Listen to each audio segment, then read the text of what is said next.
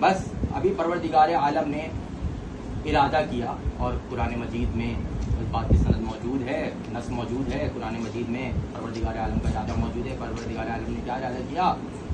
سورہ بقرہ کی آیت نمبر 30 میں اللہ ارشاد فرما رہا ہے، بسم اللہ الرحمن الرحیم، وَإِذْ قَالَ رَبُّكَ لِلْمَلَائِكَةِ إِنِّي جَاعِلٌ فِي الْأَرْضِ خَلِيفَةً، کہ میں زمین پر خلیفہ بنانے جا رہا ہوں۔ اور کیا کس طرح پروردگار عالم، وَإِذْ قَالَ رَبُّكَ لِلْمَلَائِكَةِ إِنِّي جَاعِلٌ فِي الْأَرْضِ خَلِيفَةً، کہ میں زمین پر خلیفہ بنانے جا رہا ہوں۔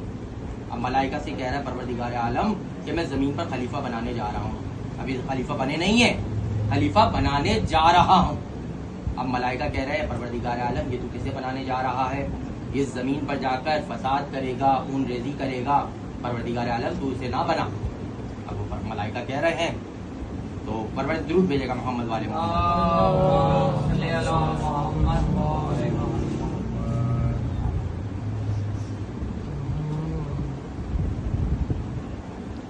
اب فرمایا کہ میں زمین پر خلیفہ بنانے جا رہا ہوں۔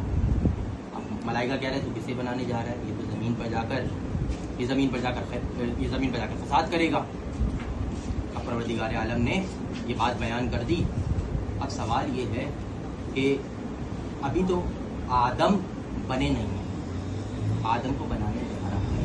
اچھا، اب یہ جب ہم تاریخ شیعت پہ بات کر رہے ہیں اور سب سے مشکل ترین موضوع ہے جس کا انتخاب کیا ہے کیونکہ اس پہ اشرے پڑھے جا سکتے ہیں، تو اس میں ہمارے وہ عقائد بیان کرنا ضروری ہے، اس پہ اختلاف ہے، اور وہ عقائد ہم قرآن کی روشنی میں، تفسیر کی روشنی میں، تاریخ کی روشنی میں، انبیاء کی روشنی میں بیان کریں گے۔ اب ملائکہ سے اللہ نے کہہ دیا، اب ملائکہ کہہ رہے کسے بنانے جا رہا ہے؟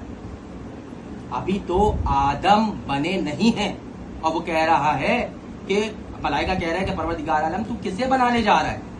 تو یہ تو علم غیب ہے کہ پروردگار عالم تو بنانے کسے جا رہا ہے؟ ابھی تو آدم کو اللہ بنائے گا، تو ملائکہ کو کیسے معلوم ہے کہ تو جسے بنانے جا رہا ہے وہ زمین پہ جا کر فساد کرے گا؟ ملائکہ کو کیسے معلوم ہے؟ تو پروردگار عالم آگے فرماتا ہے، اس آیت میں اللہ فرماتا ہے کہ جو ہم جانتے ہیں وہ تم نہیں جانتے۔ اب اس آیت کے یہ دو ٹکڑے ہیں۔ پہلا علم غیب وہ ہے جو پروردگار عالم نے ملائکہ کو دے دیا، اور دوسرا علم غیب وہ ہے جو پروردگار عالم نے اپنے پاس رکھ لیا۔ اب دونوں میں فرق کیا؟ پہلے علم غیب کی تعریف سمجھ لیجئے۔ علم غیب کہتے اسے ہیں جو چیز پوشیدہ ہو اسے غیب کہتے ہیں، چھپی ہوئی ہو۔ ہم 1400 سال سے یہی سمجھا رہے ہیں کہ جو چیز چھپی ہوئی ہے اسے غیب کہتے ہیں۔ تو جو چھپی ہوئی ہے، جو پروردگار عالم نے چھپائی ہوئی ہے، وہ غیب ہے۔ اب لوگ کہہ رہے ہیں کہ غیب تو صرف اللہ کے پاس ہے، قرآن مجید میں